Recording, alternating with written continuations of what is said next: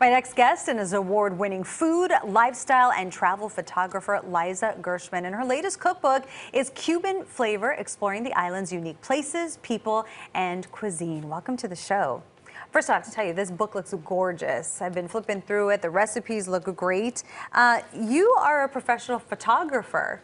Yes. How did you go from photographer in Cuba to cookbook? Well, first, thank you so much for having me. It's really an honor to be on your show. And I've been doing both photography and writing my whole life. My mom says that I started picking up cameras when I was probably about 5 years old. And before I could actually write myself, I would say, "Mommy, write me." And I would follow her around the house telling her these elaborate tales that I would ask her to write down. So it was always a natural progression for me to do both. And Cuba became a passion for me in 2003 when I first was able to go. So it all came together. This is my 12th cookbook, and I've just fallen in love with the process of writing books because you get to do some photography, some writing, a lot of research, and you get to go eat. Yeah, that sounds perfect to me. Let's talk about Cuba a little bit, though. Why did you fall in love with Cuba?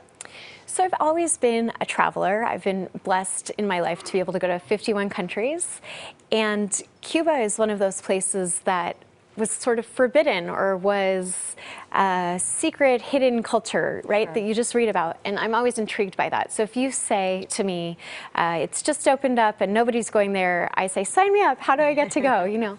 So when I went to Cuba, I went with Global Exchange here in San Francisco for the first time. And I had just under 2 weeks, and it just felt like me. It felt like home when I got there. It was vibrant.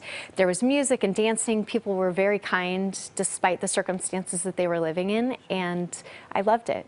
And what about the cuisine? Because from your cookbook, it looks absolutely delicious. I mean, I've had Cuban food many times, but absolutely. Yeah. Well, Cuban food has changed dramatically over the last 15 years, and much of the spice that we now get to enjoy in Cuban cuisine has come from outside influences of other cultures. I mean, look at this. These pictures, beautiful. Thank you so much.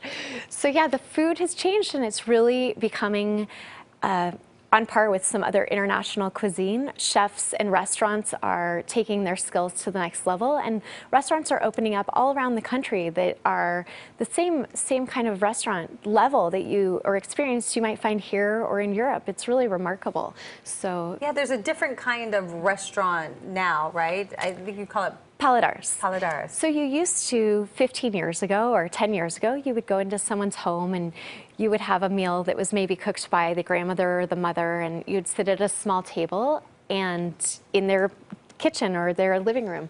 Well, now, since 2010, people have been able to open their own restaurants, which is very exciting for them, and a lot of tourist dollars flood in for any Cuban involved in tourism. And so the restaurants are like what you might find in Hayes Valley. You know, they're really some restaurants that are quite high end, and they're wonderful because they're employing so many people and using so many talented innovations. Yeah, and sharing all of their food and art. So in your book, you talk about the special period. What is that? Oh, the special period was a really big challenge in Cuba. It was the time when USSR pulled out of the funding, and so Cubans really struggled during the special period, and they were eating really minimal amounts to survive. You were fortunate if you had a piece of bread with sugar on it, or maybe you were having just a piece of cheese. It was very difficult to find protein. So that was, for Cubans, the most dire portion in history.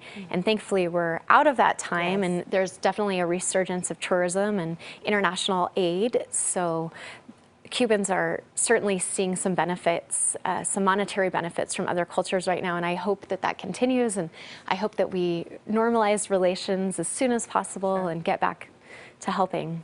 What I think is great about your time spent in Cuba is that you speak a little Spanish, un poquito, you said. Un poquito, sí. But you don't, I mean, food is universal. Everyone eats food, exactly. And I, over the years, have spent so much time there. Now I have such a strong friend group, and I know artists, I know musicians, I know economists, I know philosophers, and we all come together and have meals together, and that's something that I think is so special about Cuba.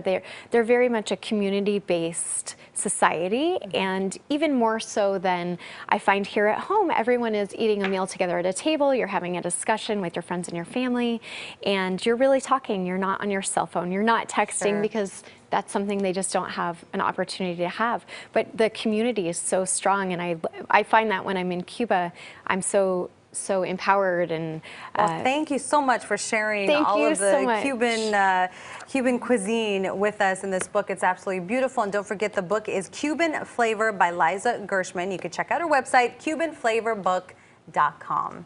When we come back, we'll show you how to get into the habit of eating foods that will make you feel healthy and energized in just a moment.